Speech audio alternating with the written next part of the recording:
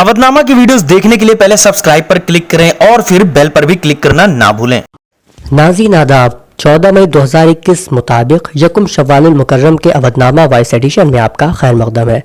अवधनामा में शाया अहम खबरों के मुताबिक इसराइली लड़ाका तैयारों ने ईद उल फित्र के रोज भी गजा में बुलंद बाला इमारतों और दीगर मकामात पर मजीद फिजाई हमले किए हैं, जिसके नतीजे में पीर से अब तक जहाँ बहक अफराद की तादाद 83 तक पहुँच गई है, जिसमें 17 बच्चे भी शामिल हैं।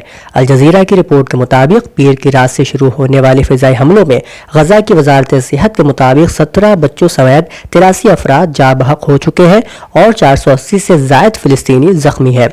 दूसरी जानिब इसराइली फौज का कहना था कि मुतादिद मकामात से इसराइल की जानिब से सैकड़ों रॉकेट फायर किए गए, जिसके नतीजे में 7 इसराइलियों के हलाक और मुतादिद के जख्मी होने का दावा किया गया है। इसराइली फौज ने बताया कि उन्होंने गजा के मशरकी इलाकों के करीब फौज को तैनात कर दिया है।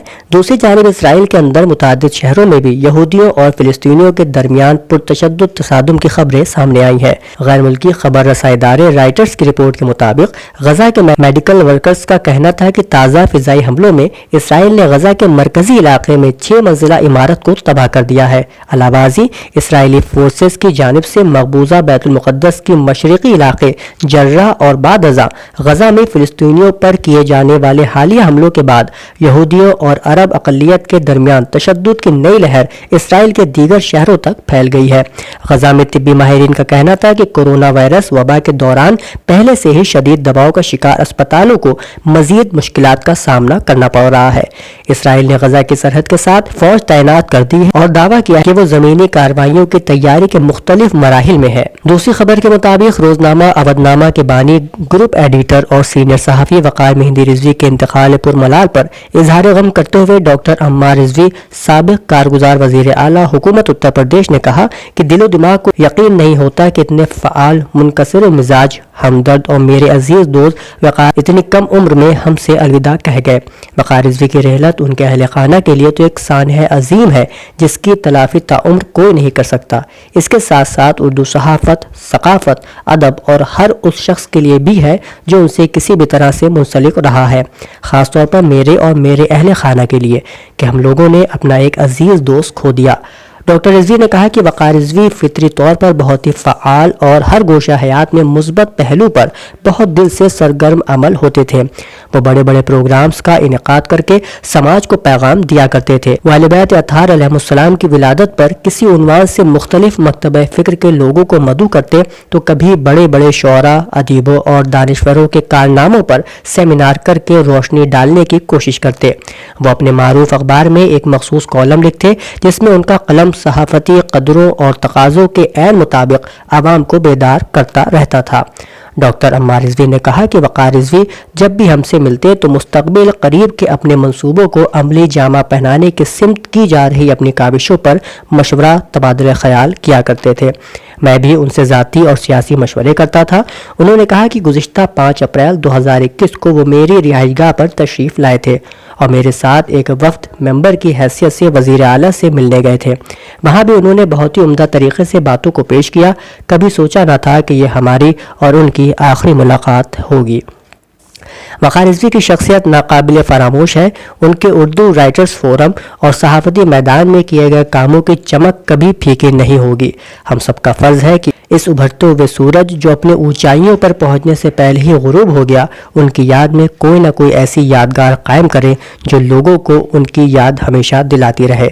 वैसे तो बहुत कुछ सोचा है, मगर फ़िलहाल हमने और हमारे ट्रस्ट ने यह तय किया है कि वक़ार मरहूम की याद में एक वक़ार Rizvi international institute of journalism का क़याम किया जाए, जो हिंदी, उर्दू, अंग्रेज़ी ज़बानों में सहाफ़ती कामों और दुनिया के दूसरे ममालिक में जो जर्नलिज्म के लिए काम हुए हैं उसके मुतालिक रूशनास कराएगा। डॉक्टर रिजवी ने कहा कि वो इस वक्त इस वबा के सबब होम क्वारंटाइन है, जिस वजह से वो उनके घर जाकर अहले खाना से नहीं मिल सकते, जिसका उन्हें हमेशा कलक और अफसोस रहेगा। बहरहाल वो हमेशा एक सरपरस्त की हैसियत से अपने को शरीक समझते हैं। डॉक्टर रिजवी ने वक़ार रिजवी की अहलिया, پسر دختر برادران اور سبھی متعلقین سے اظہار تعزیت کیا اور دعائیں مغفرت کی۔ سپریم کورٹ نے ملک میں کورونا کی دوسری لہر کے سبب شروع کیے گئے لاک ڈاؤن کے پیش نظر اپنے آبائی صوبوں کو جانے کے خواہش مند مہاجروں کو راشن اور کھانے کی گارنٹی یقینی بنانے کا مرکزی حکومت اور دہلی، ہریانہ اور اتر پردیش کی حکومتوں کو جمعرات کو عبوری حکم دیا ہے۔ عدالت نے شام کو جاری عبوری حکم میں کہا کہ مہاجر مزدوروں کو راشن دیتے وقت انہیں شناختی کارڈ دکھانے کے لیے مجبور نہیں کیا جانا چاہیے۔ بینچ نے اپنے آبائی علاقوں کو لوٹنے کے خواہش مند مہاجر مزدوروں کو ٹرانسپورٹ کا انتظام کرنے اور کمیونٹی کچن قائم کرنے کی بھی ہدایت دی ہے۔ 3 سماجی کارکنان ہرش مندر، جے دیپ چھوکر اور انجلی بھاردواج نے یہ مداخلت کی عرضی دائر کی تھی، جس میں ریاستوں اور مرکز کو وبا کے دوران ملک کے کئی حصوں میں لاک ڈاؤن کی وجہ سے پریشانی اٹھانے والے مزدوروں کی فوڈ سیکیورٹی، نقد منتقلی، ٹرانسپورٹ کی سہولتیں اور دیگر فلاحی تدبیر یقینی بنانے کے لیے ہدایت دینے کی درخواست کی گئی ہے۔ پاکستان سمیت یورپ، امریکہ اور مشرق وسطیٰ کے متعدد ممالک میں آج 13 مئی کو عید الفطر منائی گئی۔ اسلامی دنیا کے ملک سعودی عرب میں 13 مئی کو کورونا کی احتیاطی تدابیر کے ساتھ عید الفطر کے اجتماعات ہوئے اور عید کے موقع پر حکومت نے وہاں 5 دن کی چھٹیوں کا اعلان بھی کر رکھا ہے۔ ذرائع کے مطابق ایران کے روزے دار مومنین نے ضیافت الہی کے اختتام پر جمعرات کی صبح کی ابتدائی گھڑیوں میں مسجدوں اور مقدس ہستیوں کے روضوں کے صحنوں اور کھلے مقامات پر کورونا پروٹوکول کا خیال رکھتے ہوئے نماز عید کے اجتماعات میں شرکت کی اور رب جلیل کے حضور سجدہ ریز ہو کر ماہ مبارک رمضان میں عبادات و بندگی کی توفیق ملنے کا شکرانہ ادا کیا۔ ایک اور خبر کے مطابق فرار نیرو مودی پر شکنجہ لگاتار کستا چلا جا رہا ہے۔ نیرو مودی ابھی برطانیہ کے عدالت میں خود سپردگی کی کارروائی کا سامنا کر رہے ہیں اور ساتھ ہی ضمانت کی لڑائی بھی جاری ہے۔ اس درمیان ممبئی کورٹ نے نیرو مودی اور ان کی بہن کو نوٹس جاری کر پوچھا ہے کہ ان کی اور ان کی کمپنیوں کی ملکیت کو ضبط کیوں نہیں کیا جانا چاہیے۔ ممبئی کی خصوصی عدالت نے فرار معاشی مجرم ایکٹ 2018 کے تحت نیرو مودی اور اس کی بہن پوروی مہتا کو نوٹس جاری کیا ہے، جو 5 مہینے پہلے سرکاری گواہ بنی تھی۔ اسپیشل جج وی سی برڈے نے دونوں کو ممبئی میں 11 جون کو اپنے سامنے پیش ہونے کا نوٹس دیا ہے۔ ایک اور اہم خبر کے مطابق یونین پبلک سروس کمیشن یعنی UPSC نے 27 جون کو ہونے والے سول سروسز کے پریلم ایگزام 2021 کو ملتوی کر دیا ہے اور اب یہ 10 اکتوبر کو منعقد کیے جائیں گے۔ وہیں مرکزی وزارت صحت نے جمعرات کے روز سیرم انسٹی ٹیوٹ آف انڈیا کے کووڈ-19 ویکسین کووی شیلڈ کی پہلی اور دوسری خوراک کے درمیان کے وقفے کو 6 سے 8 بڑھا کر 12 سے 16 ہفتے تک کرنے کا اعلان کیا ہے۔ ایک تازہ موصول ہو رہی خبر کے مطابق راشٹر سہارا اردو کے سینئر سب ایڈیٹر محمد علی کا آج رات 9:30 بجے انتقال ہو گیا۔ ان کو 15 اپریل کو ایرا میں کورونا کی وجہ سے بھرتی کیا گیا تھا، جہاں کل وینٹیلیٹر کی مدد سے ان کا علاج شروع کیا گیا تھا۔ اردو صحافت کے لیے انہوں نے بہت کام کیے، جس کے سبب انہیں صحافتی دنیا میں یاد کیا جاتا رہے گا۔ محمد علی اپنے پیچھے زوجہ کو چھوڑ گئے ہیں۔ اودھنامہ کے بانی اور سرپرست وقار رضوی کے انتقال پر عزم گونڈوی کا تاثراتی قطع یوں ہے: جن کی شخصیت تھی بے حد شاندار، فخر اردو تھے صحافت کے وقار، شہر کو یوں مل گیا ایک اور غم، ہو گیا ہے لکھنؤ پھر سوگوار، جس طرف بھی دیکھو غم ہے کرب ہے، سب کی آنکھیں ہو گئی ہیں اشک بار، عشق اہل بیت کے صدقے میں عزم بخش دے مرحوم کو پروردگار۔ مولانا محمد اصغر نے اپنے تعزیتی پیغام میں کہا کہ کبھی نہ بھولنے والا چہرہ، منکسر المزاج، خوش طبیعت، با کردار، با اخلاق، ہمدرد قوم و ملت کا دنیا سے مختصر سی علالت کے بعد چلے جانا انتہائی افسوسناک ہے۔ ابھی وقار بھائی مرحوم کی والدہ کے انتقال پرملال کو 8 مہینے نہ ہوئے تھے کہ اس گھر کو ایک عظیم صدمہ سہنا پڑا۔ ان کو مرحوم لکھتے ہوئے اور کہتے ہوئے زبان و ہاتھ کانپ جاتے ہیں۔ وہ نہ صرف اودھنامہ اردو کے مشہور صحافی تھے، بلکہ اردو ادب کے حوالے سے دینی اور سماجی پروگراموں میں بڑھ چڑھ کر حصہ لیتے تھے، سب کو ایک ساتھ لے کر چلتے تھے۔ وقار بھائی کا انتقال قوم و ملت کا ایک بہت بڑا نقصان ہے۔ معراج حیدر نے اپنے تعزیتی پیغام میں لکھا کہ وقار صاحب کا انتقال میرے اپنے گھرانے کا اندوہناک حادثہ ہے۔ وقار صاحب ایک اعلیٰ تعلیم یافتہ گوناگون خوبیوں کے مالک تھے۔ ان کی شخصیت کی جامعیت اور صلاحیتوں کا اندازہ اہلیان لکھنؤ کو تب ہوا جب انہوں نے صحافت میں قدم رکھا اور اودھنامہ کے نام سے اردو روزنامے کا اجرا کیا، جس نے ملک اور بیرون ملک میں خاص کر صحافت की दुनिया में और बहुत ही कलील अरसे में इम्तियाजी मकाम हासिल कर लिया।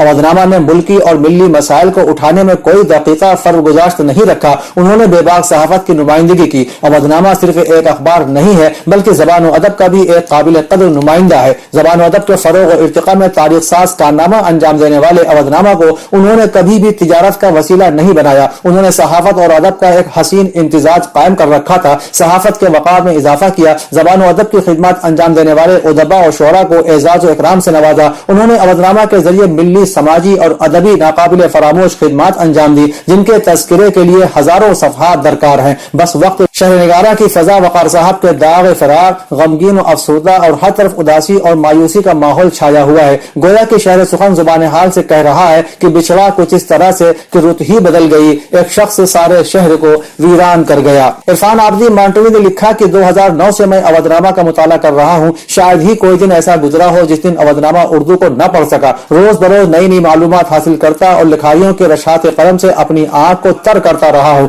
दिल से दुआएं हैं हमारे मोहसिन और उर्दू अदब के मोहसिन वक़ार रिजवी साहब के लिए, जिनकी मेहरबानी और करम फरमाई की वजह से आज भी अहलियान अदब अवधनामा को उर्दू अदब का शहपारा तस्लीम करते हैं। मुसलसल प्रोग्राम, कॉन्फ्रेंस, सेमिनार, तकारीब, महफिलों में शिरकत करना वक़ार साहब को पुरवकार करता गया। उनकी शिरकत से बग में चार चांद लग जाया करते थे। ये हकीकत है कि उन्होंने लखनऊ को एक बार फिर अदब का शहर बना दिया था। वो लखनऊ जो अपना वक़ार उर्दू अदब के हवाले से खोता जा रहा था, उसे वक़ार साहब ने ही पुरवकार बनाया। अवधनामा में नौजवान कलमकार का गोशा रखना और उसमें जदीद कलमकारों की तहरीरों को शामिल करना इस बात की दलील थी कि वक़ार साहब उर्दू अदब की परवरिश के लिए हमा वक्त कोशा थे।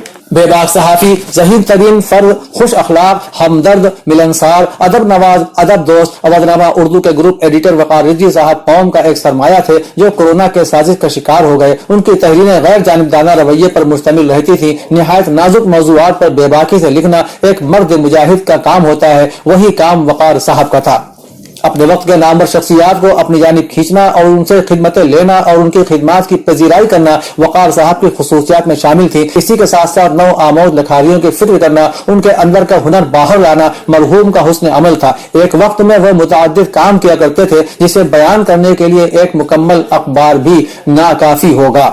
अल्लाह रब्बुल इज्जत वक़ार रिजवी साहब को उनकी खिदमत का हसीन बदला दे, उन्हें करवट करवट जन्नत नसीब करे और उनका नेमुल बदल अता फरमाए। आमीन सुम्मा आमीन। कांग्रेस की उत्तर प्रदेश की in charge general secretary Priyanka Gandhi Vadra ने कहा है कि रियासत की योगी आदित्यनाथ हुकूमत ने इंसानियत की तमाम हदें पार कर दी हैं और वो कोरोना से हलाक होने वाले सैकड़ों अफराद की लाशों को नदी के साहिलों पर दफन कर रही है और हलाकतों के आदाद शुमार कई गुना कम करके बता रही है। उन्होंने जुमेरात को यहाँ जारी बयान में कहा कि खबरों के मुताबिक बलिया और गाजीपुर में लाशें नदी में बह रही हैं और उन्नाव में नदी के किनारे सैकड़ों लाशों को दफन कर दिया गया है। लखनऊ, गोरखपुर, झांसी, कानपुर जैसे शहरों में मौत के आदाद शुमार कई गुना कम करके बताए जा रहे हैं। उन्होंने कहा कि उत्तर प्रदेश में हद से ज्यादा गैर इंसानियत हो रही है। हुकूमत अपनी इमेज बनाने में मसरूफ है और आवाम की तकलीफ नाकाबिल बर्दाश्त हो चुकी है। इन मामलों में हाईकोर्ट के जज की निगरानी में फौरन अदालती तफ्तीश होना चाहिए। समाजवादी पार्टी के सदर अखिलेश यादव ने जुमेरात के रोज जारी बयान में कहा कि रियासत की हालत जार को झूठे आदाद शुमार की बाजीगरी से छुपाया जा रहा है। अमवात का सच भी उसे नजर नहीं आ रहा है। बीजेपी हुकूमत को आगाह करने वाले लीडरों को बदनाम करने के लिए एक मुहिम चला रही है। मीडिया रोजाना ऑक्सीजन की ब्लैक मार्केटिंग, अद्वियात और इंजेक्शनों में बेइंतहा मुनाफाखोरी और अस्पतालों में लूट की हकीकत दिखा रहा है। उस पर रोक लगाने के सरकारी बयान सिर्फ बहकाने के लिए दिए जाते हैं। उन्होंने कहा कि हकीकत से मुंह चुराकर बीजेपी हुकूमत कब तक लोगों को धोखा देती रहेगी। अवधनामा के जहानुमा सफे पर शाया रिपोर्ट के मुताबिक ईरान के दारुल हुकूमत तेहरान में नमाज ईद उल फित्र की अदायगी के बाद फिलिस्तीनियों की हिमायत में रैली निकाली गई। ये रैली तेहरान यूनिवर्सिटी से शुरू होकर फिलिस्तीन स्क्वायर पहुंचकर मुकम्मल हुई। तेहरान में फिलिस्तीनियों की हिमायत में निकाले जाने वाली रैली में हर तबके से ताल्लुक रखने वाले शहरियों ने, जिनमें मर्द, खवातीन, बच्चे, बूढ़े, जवान और बच्चे सभी शामिल थे, शिरकत की। रैली के शुरका ने अल्लाहु अकबर, अमरीका मुर्दाबाद और इसराइल मुर्दाबाद के नारे भी लगाए और फिलिस्तीनियों की हिमायत का ऐलान किया। मुजाहिरीन ने फिलिस्तीनियों पर गासिब सहूनियों के जराइम और उन जराइम पर आलमी बिरादरी और बैन अल-अक़वामी इदारों की शर्मनाक खामोशी की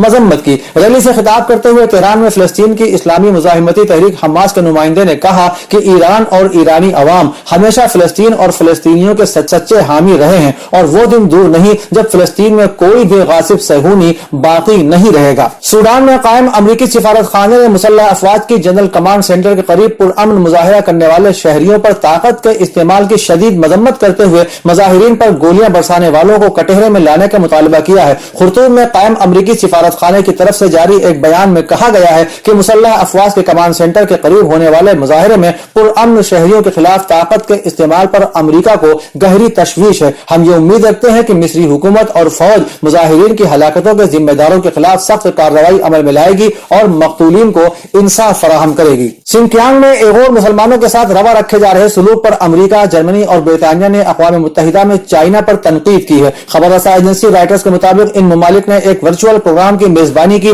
حالانکہ چین نے لابنگ کی تھی تاکہ وہ رکن ممالک کو اس معاملے سے دور رکھ سکے۔ اقوام متحدہ میں امریکی سفیر لنڈا تھامس گرین فیلڈ نے اس تقریب سے خطاب کیا جس میں 50 ممالک نے شرکت کی۔ انہوں نے کہا کہ جب تک چین کی حکومت سنکیانگ میں انسانیت سوز مظالم اور ایغور اور دیگر اقلیتوں کی نسل کشی کے خلاف اپنے جرائم بند نہیں کرتی تب تک ہم اس کے خلاف بات کرتے رہیں گے۔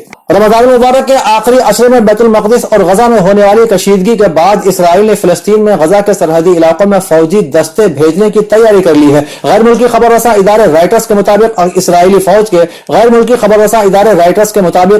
فوج کے ترجمان لیفٹیننٹ کرنل جوناتھن نے کہا کہ اسرائیل نے غزہ کی سرحد کے لیے جنگی فوج کی تیاریاں مکمل کر لی ہیں۔ انہوں نے مزید کہا کہ اسرائیلی فوج زمینی کارروائیوں کی تیاری کے مختلف مراحل میں ہے۔ ترجمان اسرائیلی فوج نے کہا کہ چیف آف اسٹاف ان تیاریوں کا معائنہ اور رہنمائی فراہم کر رہے ہیں۔ یاد رہے کہ اسرائیلی فورسز کے نہتے فلسطینیوں پر حملے کے بعد صورتحال بہت کشیدہ ہو گئی ہے۔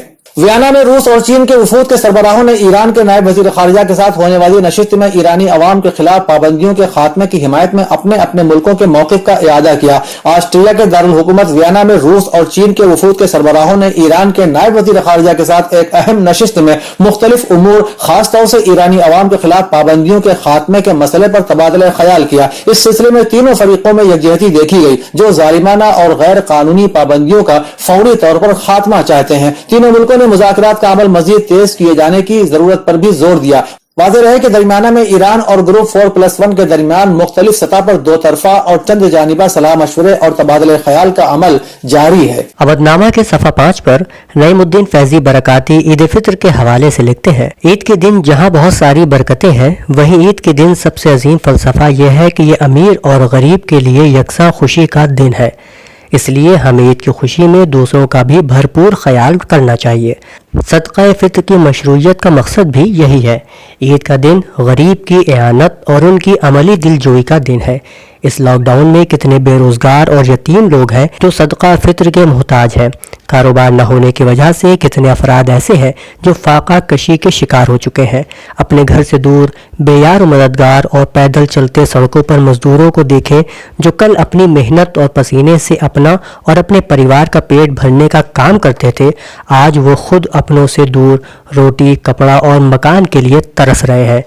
عید کے دن ان کے لیے راحت و ضرورت کا سامان مہیا کرانا ہی حقیقی عید ہوگی۔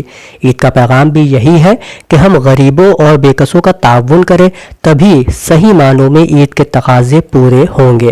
دوسری تحریر عباس دھالیوال عید کی تاریخ پر روشنی ڈالتے ہوئے رقم تراز ہے۔ 3 حروف سے بنا لفظ عید دراصل عربی لفظ عود سے نکلا ہے جس کے معنی لوٹ آنے کے یا بار بار آنے کے ہیں۔ عید کیونکہ ہر سال آتی ہے اس لیے اسے عید کا نام دیا گیا۔ ویسے عید کے معنی خوشی کے ضمن میں بھی لیے جاتے ہیں۔ عید کا تصور اتنا ہی قدیم ہے جتنا انسانی تاریخ۔ مطالعے سے معلوم ہوتا ہے کہ تمدن دنیا کے آغاز کے ساتھ ہی عید کا آغاز ہوا۔ ایک روایت کے مطابق جس روز حضرت آدم علیہ السلام کی توبہ قبول ہوئی اس روز دنیا میں پہلی بار عید منائی گئی۔ حضرت ابراہیم کی قوم نے اس روز عید منائی جس روز آپ یعنی حضرت ابراہیم پر نمرود کی آگ گلزار بنی تھی۔ حضرت یونس علیہ السلام کی امت نے اس روز عید منائی جس روز حضرت یونس علیہ السلام کو مچھلی کے پیٹ کی قید سے رہائی ملی، جبکہ حضرت موسیٰ کی قوم نے اس روز عید منائی جس روز حضرت موسیٰ نے اللہ کی مدد سے بنی اسرائیل کو فرعون کے مظالم سے نجات دلائی تھی۔ حضرت عیسیٰ علیہ السلام کی امت آج تک اس یوم سعید کو عید مناتی ہے جس روز حضرت عیسیٰ کی ولادت ہوئی، جبکہ اس وقت پوری دنیا کے مسلمان رمضان المبارک کا مہینہ ختم ہونے پر یکم شوال کو عید مناتے ہیں۔ آپ صلی اللہ علیہ وسلم کی ہجرت سے پہلے یثرب کے لوگ 2 عیدیں منایا کرتے تھے اور اس دوران وہ لوگ بے راہ روی کے مرتکب ہوتے، یعنی سیٹیاں بجاتے اور طرح طرح کے لہو و لعب میں مشغول رہتے۔ حضرت انس رضی اللہ عنہ سے روایت ہے کہ اس سے پہلے اہل مدینہ 2 دن بطور تہوار منایا کرتے تھے جن میں وہ کھیل تماشے کیا کرتے تھے۔ جب رسول کریم صلی اللہ علیہ وسلم نے ان سے دریافت کیا، فرمایا کہ یہ 2 دن جو تم مناتے ہو ان کی حقیقت اور حیثیت کیا ہے، یعنی اب تہواروں کی اصلیت اور تاریخی پس منظر کیا ہے؟ انہوں نے عرض کیا کہ ہم عید جاہلیت میں یعنی اسلام سے پہلے یہ تہوار اسی طرح منایا کرتے تھے۔ یہ سن کر رسول مکرم صلی اللہ علیہ وسلم نے ارشاد فرمایا کہ اللہ تعالیٰ نے تمہارے ان دونوں تہواروں کے بدلے میں تمہارے لیے ان سے بہتر 2 دن مقرر فرما دیے ہیں، یوم عید الاضحیٰ اور یوم عید الفطر۔ سید کاظم تقوی اور محمد زاہد رضا بنارسی کے منظوم کلمات کے علاوہ قاہرہ یونیورسٹی مصر کی ایسوسیٹ پروفیسر سید والا جمال الاسیلی کا مضمون عید الفطر اور مصر کی مختلف روایات بھی اسی صفحے پر شائع ہوا ہے۔ اودنامہ میں شائع مضامین کو مکمل طور پر پڑھنے کے لیے اودنامہ کی ویب سائٹ www.awadnama.com پر وزٹ کریں اور ای پیپر پر کلک کریں۔